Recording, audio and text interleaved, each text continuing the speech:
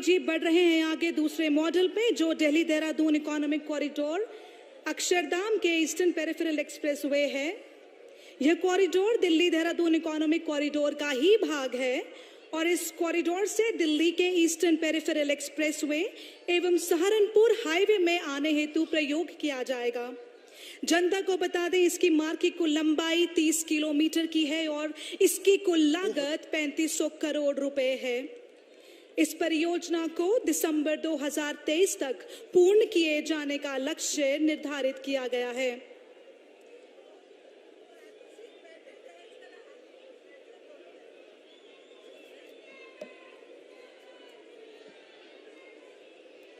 अत्यंत ही गौरवमय क्षण, विश्व प्रख्यात सबसे लोकप्रिय विश्व गौरव माननीय प्रधानमंत्री जी हमारे बीच में हैं। अब ये तीसरे मॉडल की ओर है। ये corridor Delhi Dehradun economic corridor का अंतिम भाग है।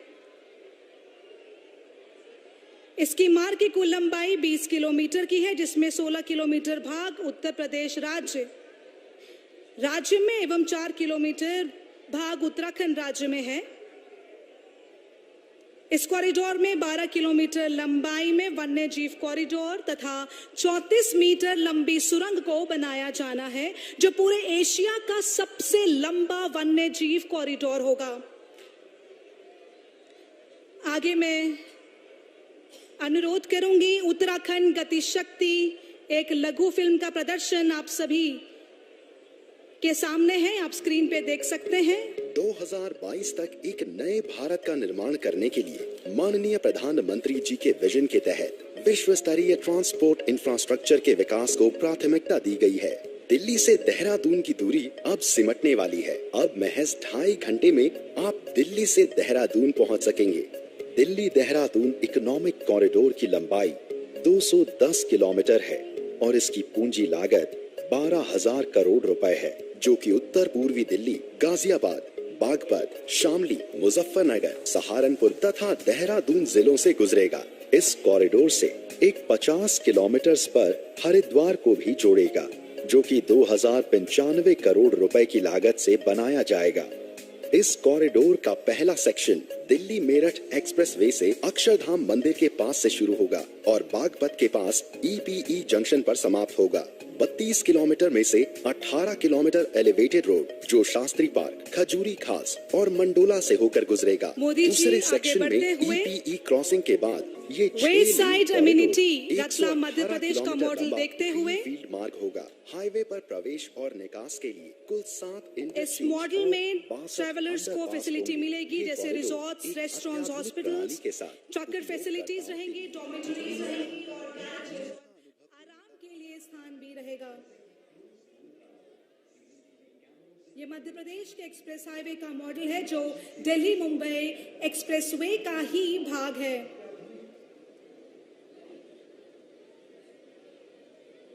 आगे बढ़ते हुए मोदी जी देख रहे हैं 8 lane extradosed cable bridge in Bharuch. ये भी दिल्ली मुंबई एक्सप्रेसवे का हिस्सा है।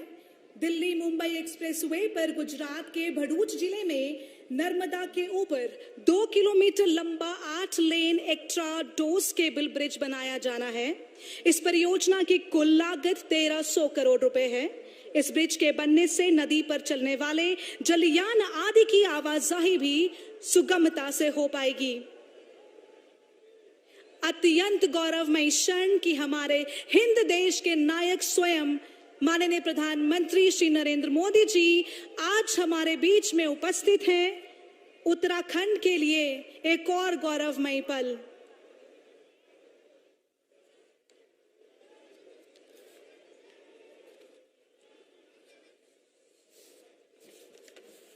आगे बढ़ते हुए Delhi Vadodara express animal overpass package है। यह दिल्ली वडोदरा एक्सप्रेसवे राजस्थान में स्थित रणथंभौर टाइगर रिजर्व से होकर गुजरता है। इस परियोजना में टाइगर कॉरिडोर पर विपरीत प्रभाव कम करने एवं यात्रियों की सुखद यात्रा के लिए 300 मीटर के 4 वन्य जीव अंडरपास एवं 3.5 किलोमीटर लंबा वन्य जीव ओवरपास बनाया जाना है। नरेंद्र मोदी जी आगे बढ़ते हुए Delhi Vadodara expressway tunnel eight Mukundra hills package 15, ये दिल्ली वडोदरा एक्सप्रेसवे जो कि मुकंदरा हिल्स नेचुरल पार्क से होकर गुजरता है। इस नेचुरल पार्क में वन्य जीव के ऊपर विपरीत प्रभाव को कम करने के लिए देश की पहली 4 किलोमीटर लंबाई में 8 लेन सुरंग बनाई जानी है। इस परियोजना की कुल लागत 1500 करोड़ रुपए है। मोदी जी आगे बढ़ते हुए व्यासी हाइड्रो इलेक्ट्रिक प्रोजेक्ट को देखते हुए व्यासी जल विद्युत परियोजना 120 मेगावाट यमुना नदी पर डाक पत्थर के समीप जनपद देहरादून में स्थित है। परियोजना की कुल लागत 1777 करोड़ रुपए है और परियोजना से प्रतिवर्ष 353 मिलियन यूनिट ऊर्जा राज्य को प्राप्त होगी, जिससे उत्तरी ग्रिड में निर्बाध एवं उच्च गुणवत्ता की विद्युत आपूर्ति सुनिश्चित हो सकेगी। परियोजना से तृतीय श्रेणी में 57 स्थायी नौकरियां, परियोजना निर्माण के दौरान 25 लाख मानव दिवस के रोजगार प्राप्त हुए एवं कमीशनिंग के उपरांत परियोजना के संपूर्ण जीवन काल में 4000 मानव दिवस रोजगार के अवसर प्रति माह प्राप्त होंगे। ये हमारा प्रदर्शनी स्थल के प्रोजेक्ट्स की प्रदर्शनी माननीय देश के प्रधानमंत्री यशस्वी प्रधानमंत्री श्री नरेंद्र मोदी जी फिलहाल प्रदर्शनी स्थल में प्रोजेक्ट्स का जायजा लेते हुए बस कुछ ही क्षण में माननीय प्रधानमंत्री जी उत्तराखंड के युवा एवं यशस्वी मुख्यमंत्री श्री पुष्कर सिंह धामी जी से वार्ता करते हुए, साथ में चीफ सेक्रेटरी जी, वास्तव में वर्षों बाद देश ने अपने ऐसा नेता पाया है। वर्षों बाद देश ने ऐसा नेता पाया है, हर्षोल्लास में जनता सारी सबका मन हर्षाया है। नरेंद्र मोदी नाम जिनका सबको बहुत लुभाते हैं, प्रधानमंत्री हैं, हिंद देश के काम बड़े कर जाते हैं।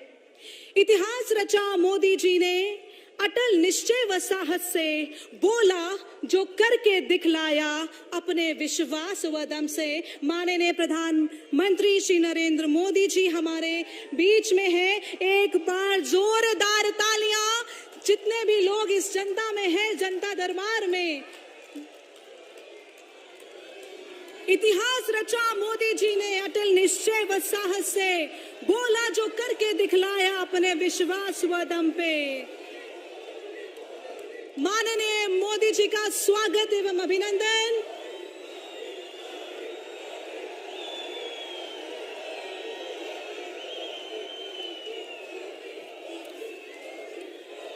वास्तव में एक अत्यंत ही गौरवमय क्षण, विश्व प्रख्यात सबसे लोकप्रिय विश्व गुरु विश्व गौरव भारतवर्ष की शान माननीय प्रधानमंत्री श्री नरेंद्र मोदी जी हमारे बीच में है। साथ में हमारे उत्तराखंड के युवा एवं यशस्वी मुख्यमंत्री श्री पुष्कर सिंह धामी जी एवं मंचासीन महानुभावों से अनुरोध है कृपया अपना स्थान ग्रहण करें। अत्यंत ही गौरवमय क्षण, दर्शक अभिभूत है माननीय प्रधानमंत्री जी को अपने बीच में आज पाके।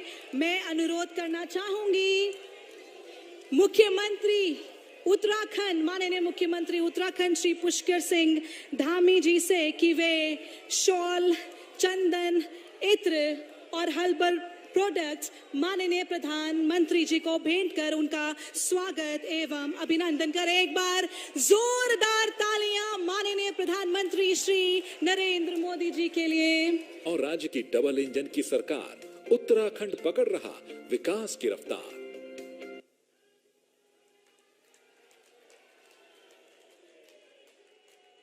जिस घड़ी का हम सभी को इंतजार था वो घड़ी अब आ चुकी है जब माननीय प्रधानमंत्री जी द्वारा 15,626 करोड़ की योजनाओं का शिलान्यास एवं 2,573 करोड़ की योजनाओं का लोकार्पण होगा।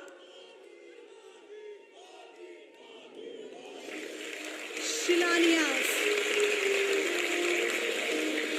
Delhi Dehradun economic 8500 crore, Delhi Dehradun 2100 crore, Haridwar ring road 2100 crore, Dehradun Paonta Sahib 1695 crore, Najibabad Kotdwar 108 crore, राजकीय मेडिकल कॉलेज हरिद्वार 538 करोड़, देहरादून पेयजल आपूर्ति 724 करोड़, बद्रीनाथ धाम पुनर्निर्माण 220 करोड़, गंगोत्री यमुनोत्री पुनर्निवास 54 करोड़, लक्ष्मण झूला 69 करोड़, देहरादून चाइल्ड फ्रेंडली 58 करोड़। एक बार जोरदार तालियां।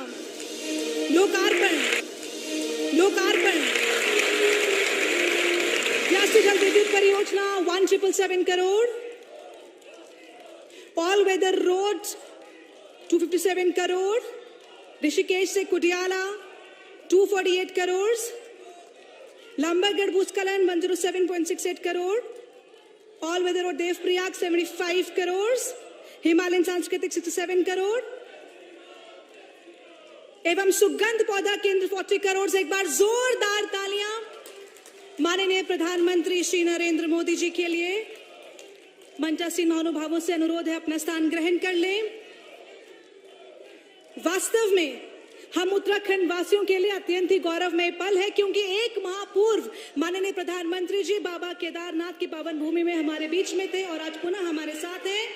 गर्वित है सब भारतवासी, मिले हमें ऐसे नेता, हम सबके प्रेरक मोदी जी, नए भारत के प्रणेता। सबका साथ, सबका विकास, सबका विश्वास का भाव सही। एक बार जोरदार तालियां माननीय प्रधानमंत्री श्री मोदी जी के लिए।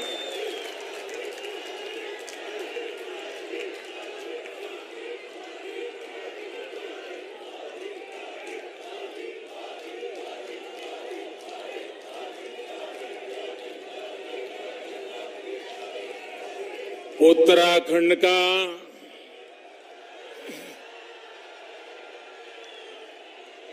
सभी दाना सयाणों, दीदी भूलियों, चच्ची बोड़ियां और भाई बहनों, आप सबूथे म्यारू प्रणाम।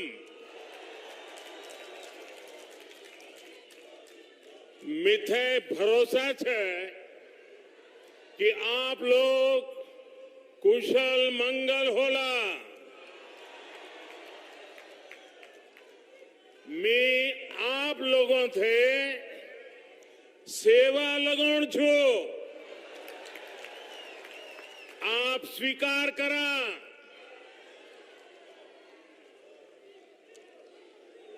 उत्तराखंड के गवर्नर श्रीमान गुरमीत सिंह जी, यहां के लोकप्रिय ऊर्जावान मुख्यमंत्री श्रीमान पुष्कर सिंह धामी जी, केंद्रीय मंत्री परिषद के मेरे सहयोगी प्रहलाद जोशी जी, अजय भट्ट जी, उत्तराखंड में मंत्री सतपाल महाराज जी, हरक सिंह रावत जी, राज्य मंत्रिमंडल के अन्य सदस्यगण, संसद में मेरे सहयोगी निशंक जी, तीरथ सिंह रावत जी, अन्य सांसदगण, भाई त्रिवेंद्र सिंह रावत जी, विजय बहुगुणा जी, राज्य विधानसभा के अन्य सदस्य, मेयर श्री, जिला पंचायत के सदस्यगण, भाई मदन कौशिक जी और मेरे प्यारे भाई और बहनों, आप सभी इतनी बड़ी संख्या में हमें आशीर्वाद देने आए हैं। आपके स्नेह, आपका आशीर्वाद, ये आशीर्वाद का प्रसाद पाकर हम सभी अभिभूत है। उत्तराखंड पूरी देश की आस्था ही नहीं बल्कि कर्म और कठोरता की भूमि है। इसलिए इस क्षेत्र का विकास, यहां को भव्य स्वरूप देना डबल इंजन की सरकार की सर्वोच्च प्राथमिकता है। इसी भावना से सिर्फ बीते 5 वर्षों में उत्तराखंड के विकास के लिए केंद्र सरकार ने 1 लाख करोड़ रुपए से अधिक 1 लाख करोड़ रुपए से अधिक 1 लाख करोड़ रुपए से अधिक परियोजनाएं स्वीकृत की हैं। यहां की सरकार इनको तेजी से जमीन पर उतार रही है। इसी को आगे बढ़ाते हुए आज 18,000 करोड़ रुपए से अधिक की परियोजनाओं का लोकार्पण और शिलान्यास किया जा रहा है। इनमें कनेक्टिविटी हो,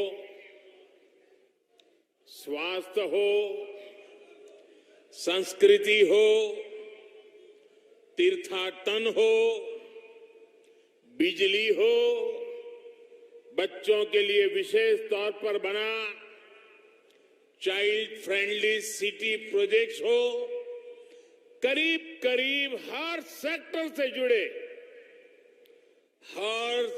से जुड़े प्रोजेक्ट इसमें शामिल है। बीते वर्षों की कड़ी मेहनत के बाद अनेक जरूरी प्रक्रियाओं से गुजरने के बाद आखिरकार आज ये दिन आया है। ये परियोजनाएं इस दशक को मैंने केदारपुरी की पवित्र धरती से कहा था, आज मैं देहरादून से दोहरा रहा हूं।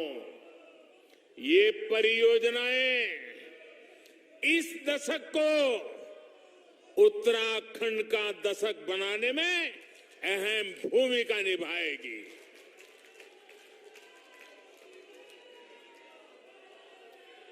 इन सभी प्रोजेक्ट्स के लिए उत्तराखंड के लोगों का बहुत बहुत अभिनंदन करता हूं, बहुत बहुत बधाई देता हूं।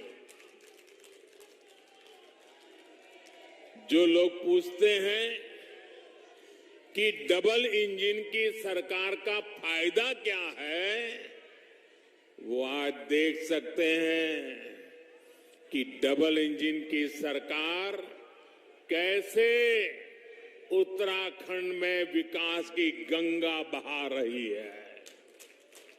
भाइयों और बहनों, इस शताब्दी की शुरुआत में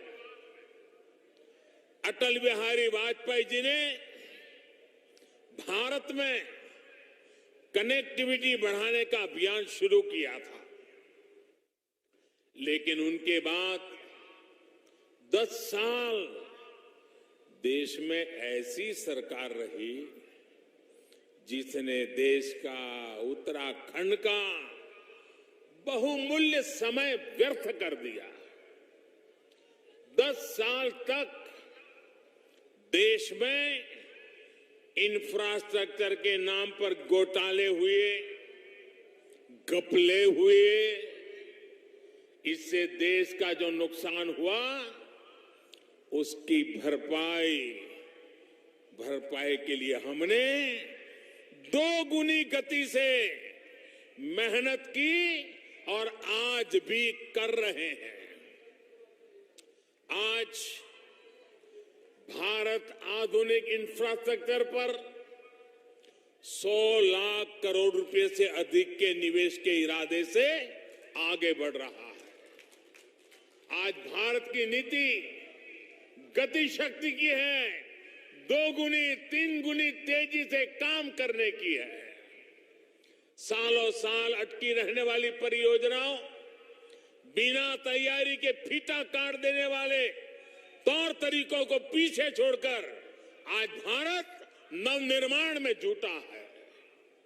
21वीं सदी के इस कालखंड में भारत में कनेक्टिविटी का एक ऐसा महायज्ञ चल रहा है जो भविष्य के भारत को विकसित देशों की श्रृंखला में लाने में बहुत बड़ी भूमिका निभाएगा। इस महायज्ञ का ही एक यज्ञ आज यहां देवभूमि में हो रहा है। भाइयों और बहनों, इस देवभूमि में श्रद्धालु भी आते हैं, उद्यमी भी आते हैं, प्रकृति प्रेमी सैलानी भी आते हैं। इस भूमि का जो सामर्थ्य है उसे बढ़ाने के लिए यहां आधुनिक इंफ्रास्ट्रक्चर पर अभूतपूर्व काम किया जा रहा है। 4 धाम ऑल वेदर रोड परियोजना के तहत आज देवप्रयाग से श्रीकोट और ब्रह्मपुर से कोडियाला वहां के प्रोजेक्ट का लोकार्पण किया गया है। भगवान बद्रीनाथ तक पहुंचने में लामबगड़ लैंडस्लाइड के रूप में जो रुकावट थी वो भी अब दूर हो चुकी है।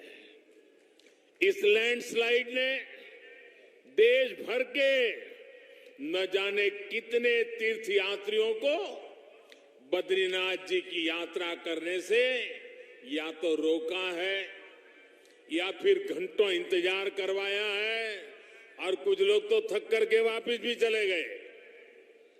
अब बद्रीनाथ जी की यात्रा पहले से ज्यादा सुरक्षित और सुखद हो जाएगी। आज बद्रीनाथ जी गंगोत्री और यमुनोत्री धाम में अनेक सुविधाओं से जुड़े नए प्रोजेक्ट पर भी काम आरंभ हुआ है।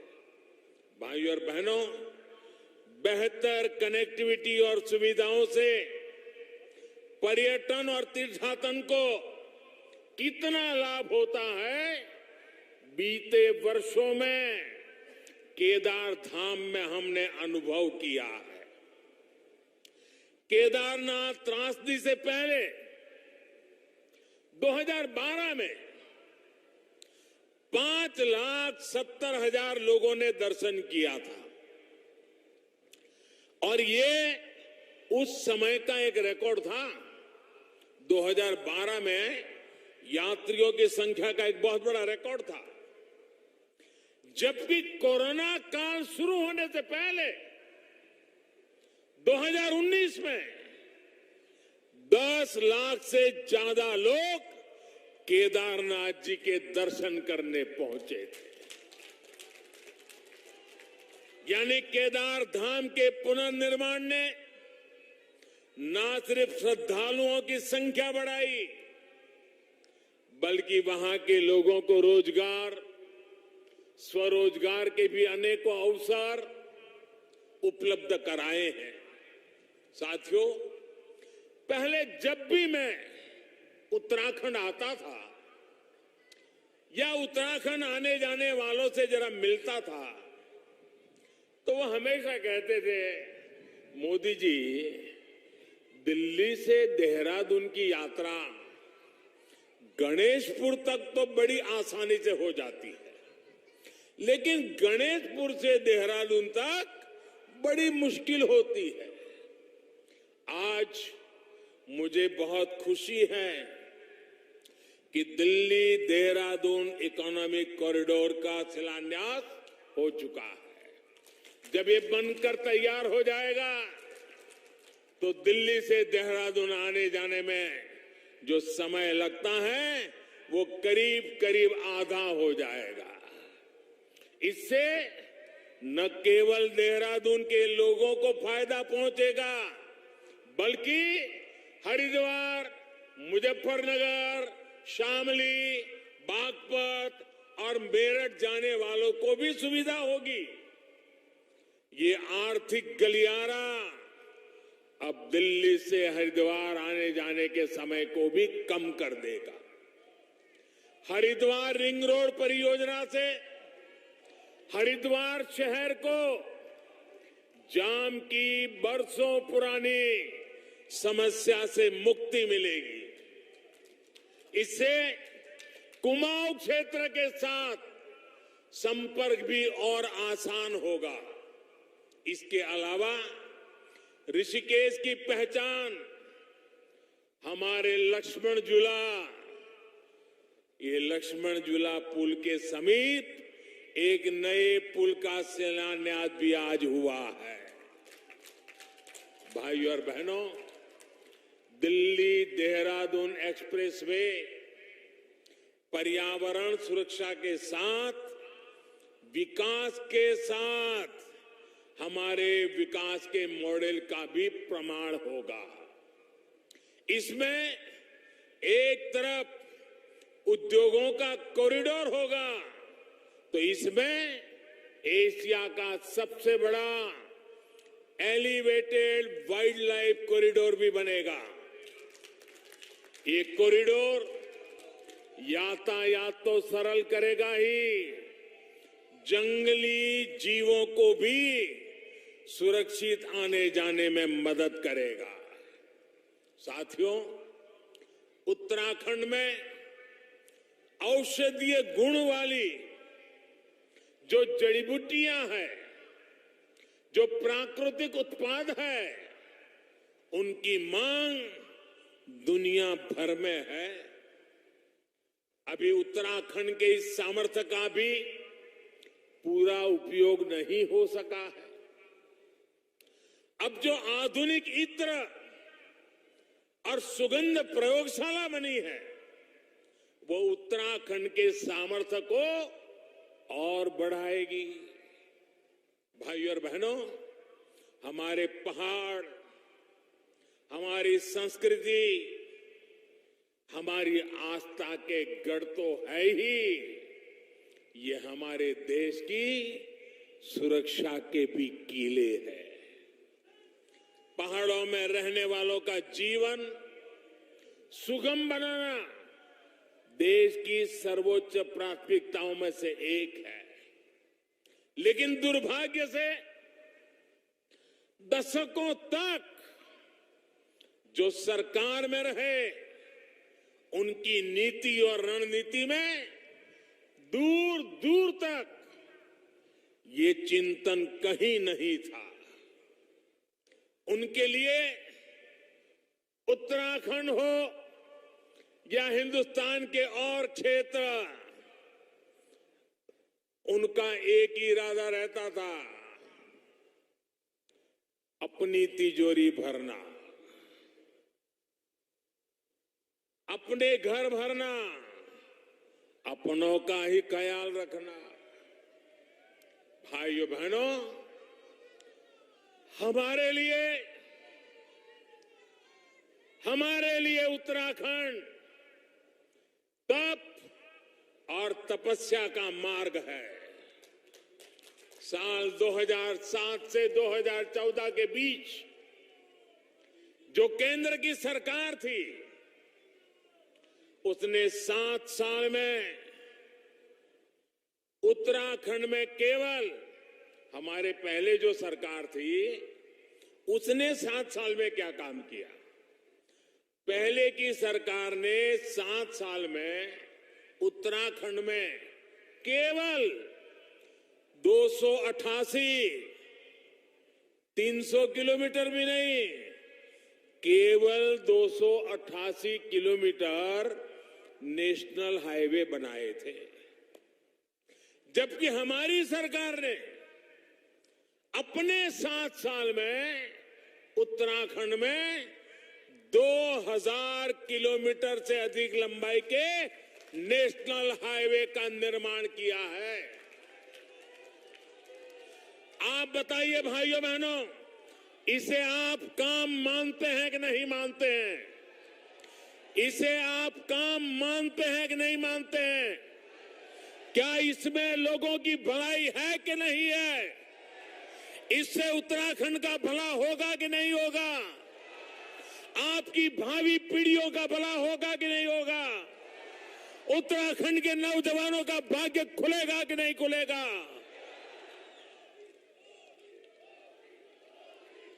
इतना ही नहीं, पहले की सरकार ने उत्तराखंड में नेशनल हाईवे पर 7 साल में 600 करोड़ के आसपास खर्च किया।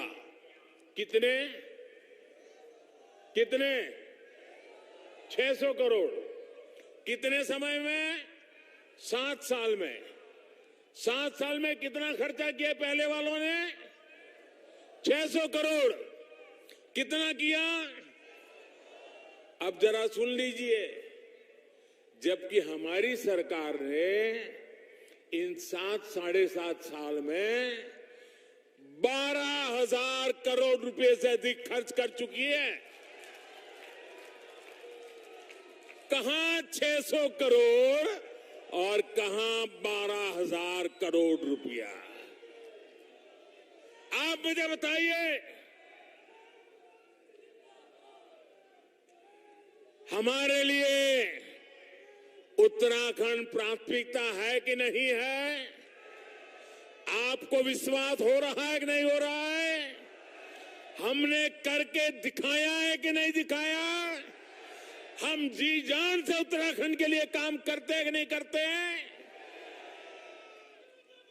और भाइयों बहनों, ये सिर्फ एक आंकड़ा भर नहीं है। जब इंफ्रास्ट्रक्चर के इतने बड़े प्रोजेक्ट पर काम होता है तो कितनी चीजों की जरूरत होती है। सीमेंट चाहिए, लोहा चाहिए, लकड़ी चाहिए, ईंट चाहिए, पत्थर चाहिए, मजदूरी करने वाले लोग चाहिए, उद्यमी लोग चाहिए, स्थानीय युवाओं को अनेक प्रकार का लाभ का अवसर पैदा होता है। इन कामों को जो श्रमिक लगते हैं, इंजीनियर लगते हैं, मैनेजमेंट लगता है, वो भी अधिकतर स्थानीय स्तर पर जुट जाते हैं। इसलिए इंफ्रास्ट्रक्चर के ये प्रोजेक्ट अपने साथ उत्तराखंड में रोजगार का एक नया इकोसिस्टम बन रहे हैं, हजारों युवाओं को रोजगार दे रहे हैं।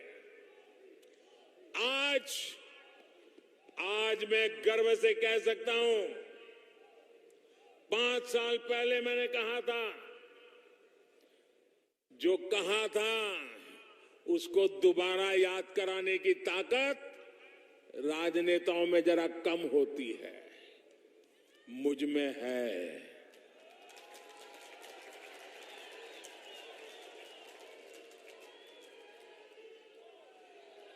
याद कर लेना मैंने क्या कहा था, और आज मैं गर्व से कह सकता हूं, आज मैं गर्व से कह सकता हूं, उत्तराखंड का पानी और जवानी उत्तराखंड के काम ही आली।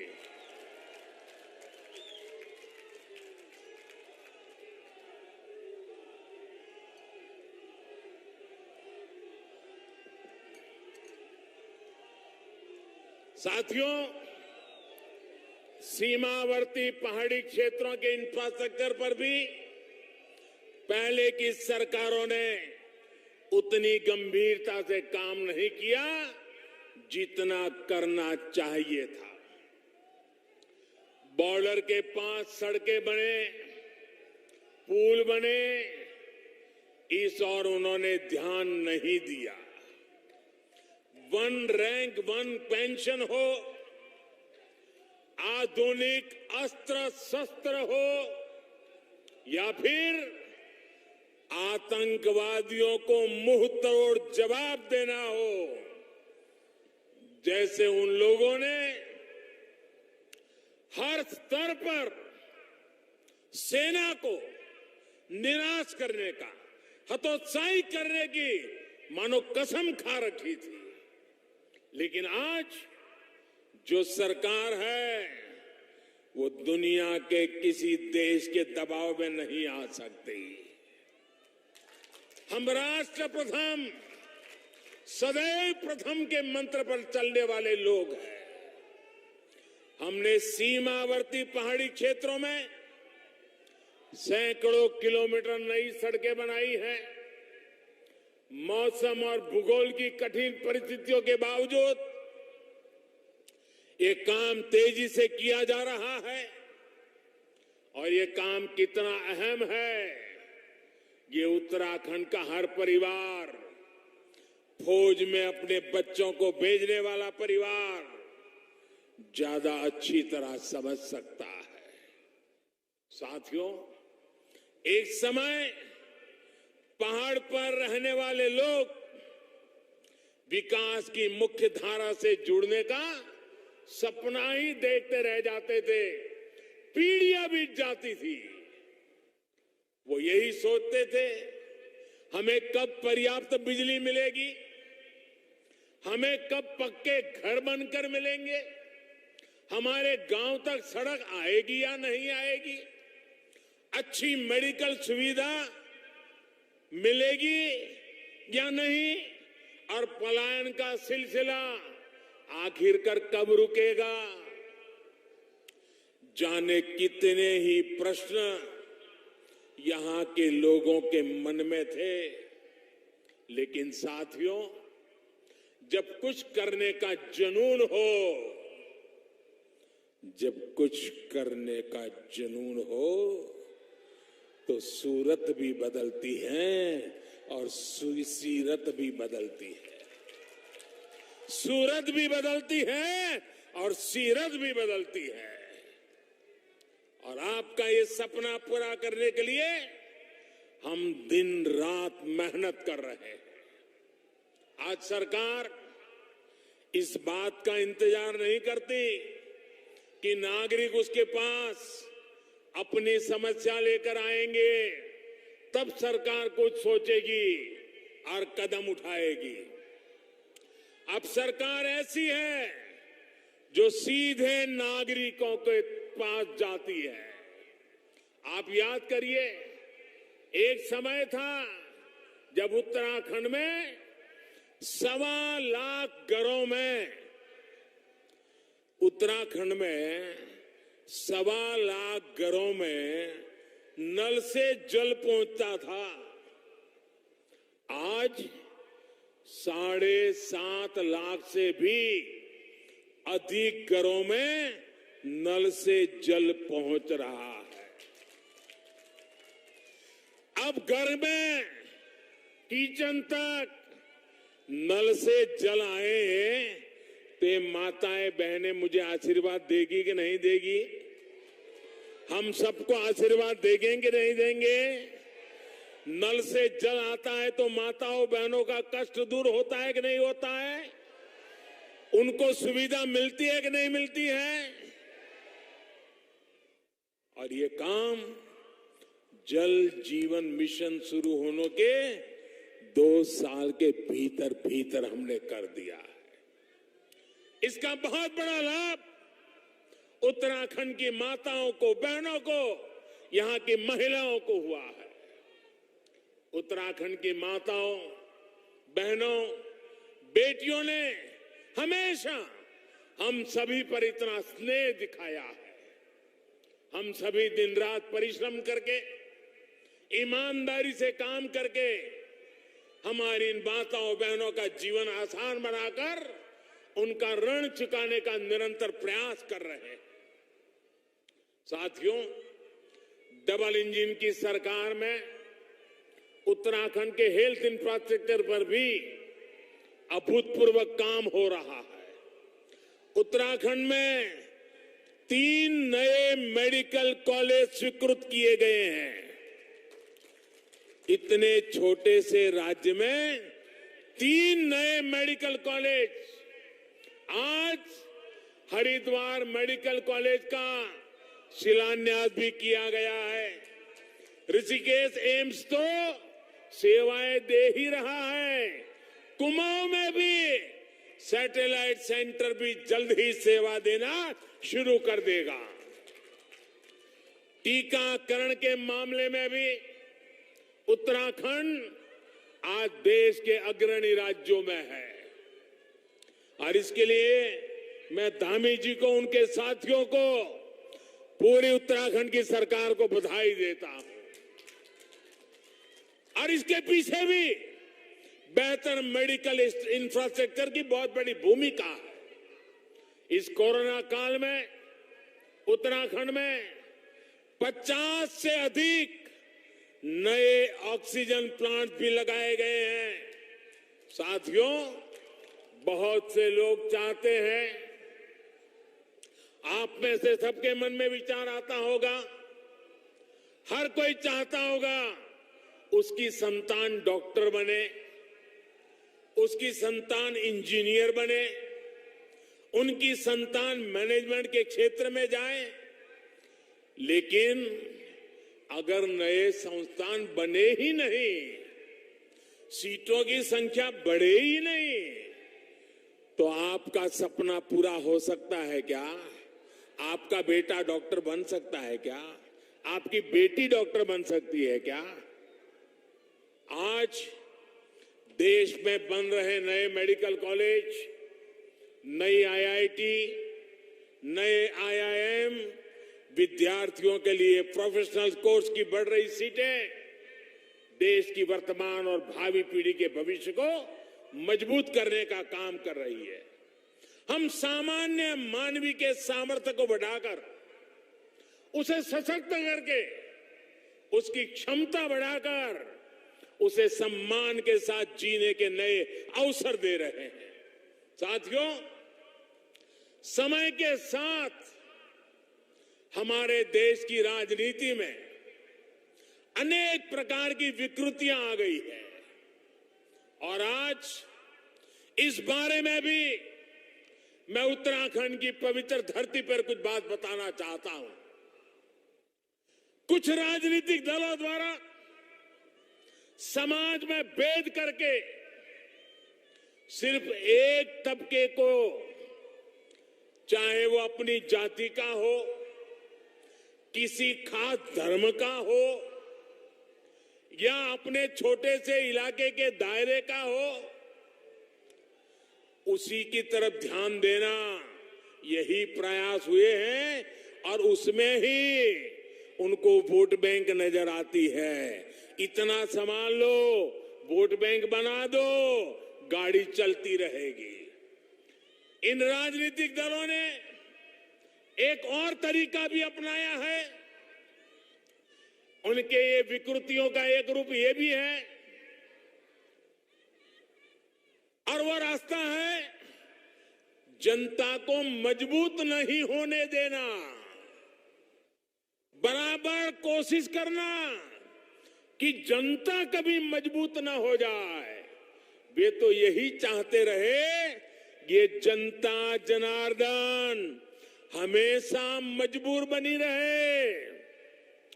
मजबूर बनाओ, जनता को अपना मोहताज बनाओ ताकि उनका ताज सलामत रहे। इस विकृत राजनीति का आधार रहा कि लोगों की आवश्यकताएं पूरी ना करो, उन्हें आश्रित बनाकर रखो।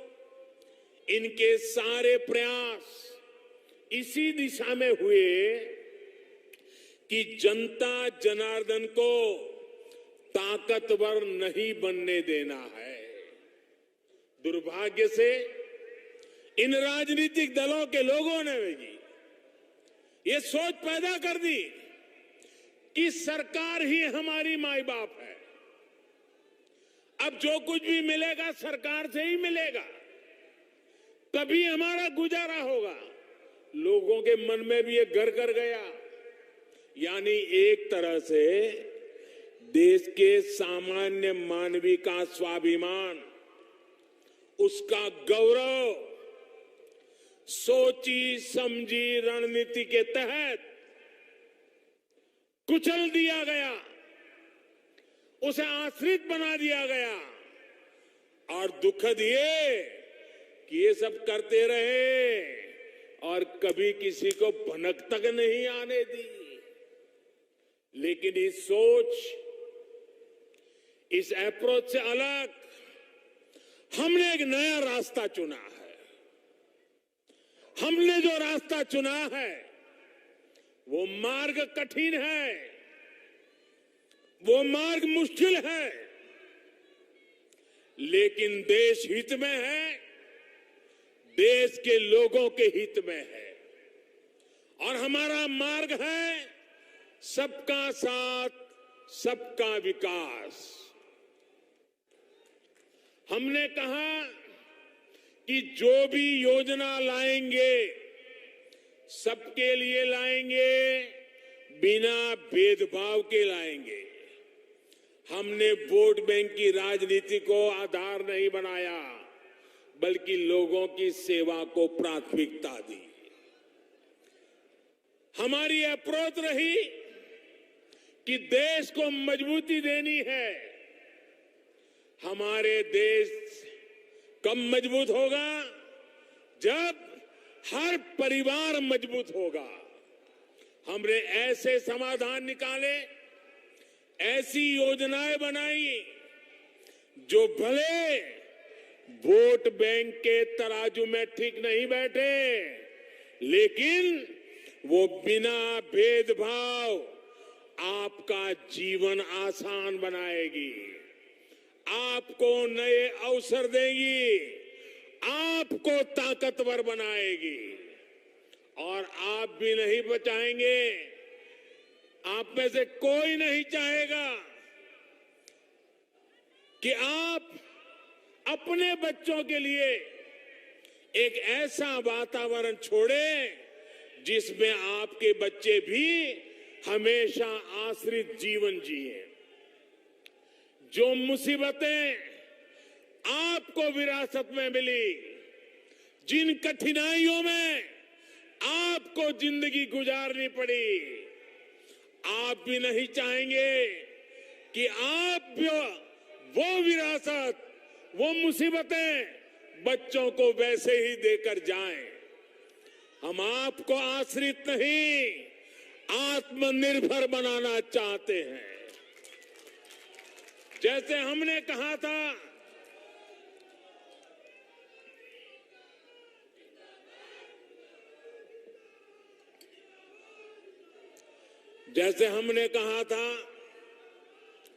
कि जो हमारा अन्नदाता है वो ऊर्जा दाता भी बने, तो इसके लिए हम खेत के किनारे मेड़ पर सोलर पैनल लगाने की कुसुम योजना लेकर के आए।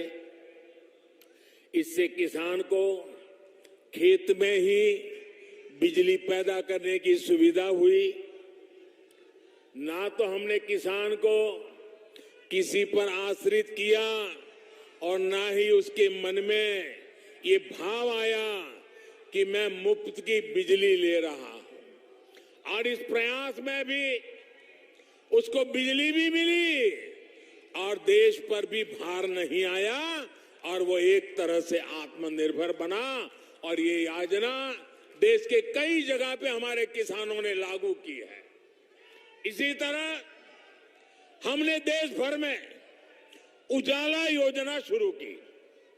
कोशिश थी कि घरों में बिजली का बिल कम आए। इसके लिए देश भर में और यहां उत्तराखंड में करोड़ों एलईडी बल्ब दिए गए, करोड़ों।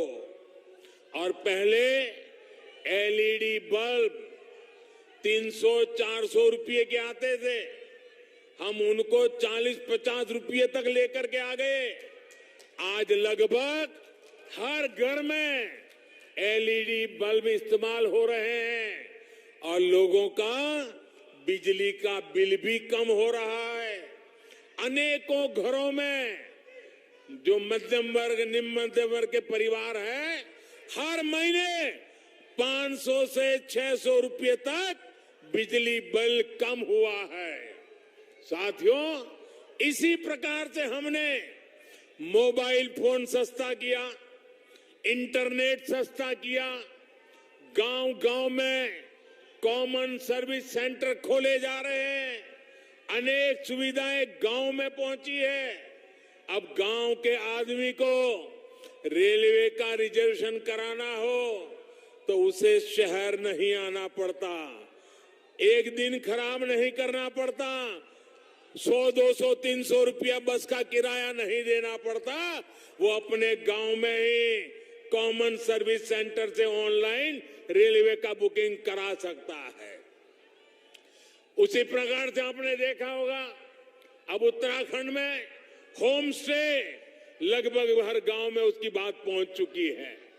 अभी कुछ समय पहले मुझे उत्तराखंड के लोगों से बात करने का मौका मिला था, जो बहुत सफलता के साथ होम स्टे चला रहे हैं। जब इतने यात्री आएंगे, पहले की तुलना में 2 गुना 3 गुना यात्री आना शुरू हुआ है। जब इतने यात्री आएंगे तो होटल की उपलब्धता का सवाल भी स्वाभाविक है, और रातों रात इतने होटल भी नहीं बन सकते, लेकिन हर घर में एक कमरा बनाया जा सकता है, अच्छी सुविधाओं के साथ बनाया जा सकता है। और मुझे विश्वास है उत्तराखंड होम स्टे बनाने में, सुविधाओं के विस्तार में पूरे देश को एक नई दिशा दिखा सकता है। साथियों, इसी तरह का परिवर्तन हम देश के हर कोने में ला रहे हैं। इस तरह के परिवर्तन से देश 21वीं सदी में आगे बढ़ेगा। इसी तरह का परिवर्तन उत्तराखंड के लोगों को आत्मनिर्भर बनाएगा। साथियों, समाज की जरूरत के लिए कुछ करना और वोट बैंक बनाने के लिए कुछ करना, दोनों में बहुत बड़ा फर्क होता है। जब हमारी सरकार गरीबों को मुफ्त घर बनाकर देती है तो वो उसके जीवन की सबसे बड़ी चिंता दूर करती है। जब हमारी सरकार गरीबों को 5 लाख रुपए तक की मुफ्त इलाज की सुविधा देती है तो वो उसकी जमीन बिकने से बचाती है, उसे कर्ज के चुकू चक्र में फंसने से बचाती है। जब हमारी सरकार कोरोना काल में हर गरीब को मुफ्त अनाज सुनिश्चित करती है तो वो उसे भूख की मार से बचाने का काम करती है। मुझे पता है कि देश का गरीब, देश का मध्यम वर्ग इस सच्चाई को समझता है, तभी हर क्षेत्र, हर राज्य से हमारे कार्यों को, हमारी योजनाओं को जनता जनार्दन का आशीर्वाद मिलता है और हमेशा मिलता रहेगा। साथियों, आजादी के इस अमृत काल में देश ने जो प्रगति की रफ्तार पकड़ी है वो अब रुकेगी नहीं, अब थमेगी नहीं और ये थकेगी भी नहीं, बल्कि और अधिक विश्वास और संकल्पों के साथ आगे बढ़ेगी। आने वाले 5 वर्ष उत्तराखंड को रजत जयंती की तरफ ले जाने वाले हैं। ऐसा कोई लक्ष्य नहीं जो उत्तराखंड हासिल नहीं कर सकता, ऐसा कोई संकल्प नहीं जो इस देवभूमि में सिद्ध नहीं हो सकता। आपके पास दामी जी के रूप में युवा नेतृत्व भी है, उनकी अनुभवी टीम भी है, हमारे पास वरिष्ठ नेताओं की बहुत बड़ी श्रृंखला है। 30-30 साल, 40-40 साल अनुभव से निकले हुए नेताओं की टीम है जो उत्तराखंड के उज्जवल भविष्य के लिए समर्पित है। और मेरे प्यारे भाइयों बहनों, जो देश भर में बिखर रहे हैं, वो उत्तराखंड को निखार नहीं सकते हैं। आपके आशीर्वाद से विकास का ये डबल इंजन उत्तराखंड का तेज विकास करता रहेगा। इसी विश्वास के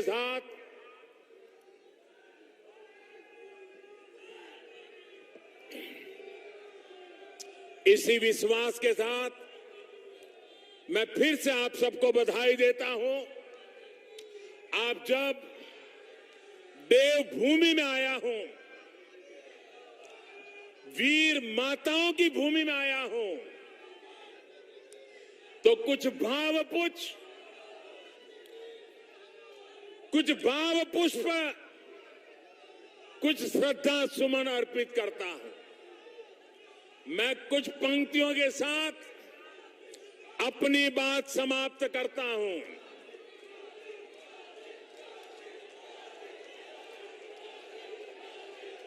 जहां जहां पवन बहे संकल्प लिए, जहां पवन बहे संकल्प लिए, जहां पर्वत गर्व सिखाते हैं, जहां ऊंचे नीचे सब रास्ते बस भक्ति के सुर में गाते हैं, उस देवभूमि के ध्यान से ही, उस देवभूमि के ध्यान से ही मैं सदा धन्य हो जाता हूं।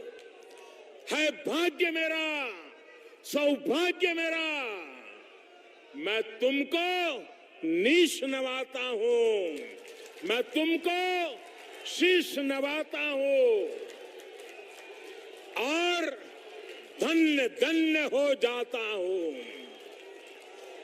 तुम आंचल हो भारत मां का, तुम आंचल हो भारत मां का, जीवन की धूप में छाव हो तुम, बस छूने से ही तर जाए सबसे पवित्र वो धरा हो तुम, बस लिए समर्पण तन मन से, बस लिए समर्पण तन मन से। मैं देवभूमि में आता हूं, मैं देवभूमि में आता हूं। है भाग्य मेरा, सौभाग्य मेरा, मैं तुमको शीश नवाता हूं, मैं तुमको शीश नवाता हूं और धन्य हो जाता हूं, और धन्य धन्य हो जाता हूं। जहां